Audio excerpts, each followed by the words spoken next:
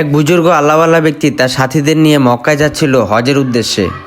আমির সাহেব, যদি কিছু না মনে করতেন, আমি বলছিলাম কি, আমাদের যাত্রাপথে একজন বড় আল্লাহওয়ালা ব্যক্তি আছে, ওনার সাথে আমরা যদি একটু সহবাত করে যেতাম তাহলে কেমন হয়? আচ্ছা, এটা তো খুবই ভালো হয়। তাহলে চলো আমরা সেই আল্লাহওয়ালা ব্যক্তির কাছেই যাই। চলো। আয় আয় আয় আয়, তখন লাগে খাবার লয়েছি, গাছ লয়েছি, খোয়ারায় পর খাবার লয়েছি, তখন লাগে আয় আয়। আমির সাহেব দাঁড়িয়ে গেলেন যে? ওই তো সেই আল্লাহওয়ালা ব্যক্তি, চলেন যে ওনার সাথে দেখা করি। না, ওনার সাথে দেখা করার আর প্রয়োজন নেই, আমরা আমাদের গন্তব্যে চলে যাই। চলো। কি বলেন আমির সাহেব, এত দূর আসলাম আর ওনার সাথে দেখা না করে চলে যাব? তার সাথে দেখা করার আর প্রয়োজন হবে না, কারণ যেই ব্যক্তি আমার চোখের সামনে একটা পশুকে ধোকা দিতে পারে, সে না জানি আল্লাহকে কতভাবে ধোকা দিয়েছে।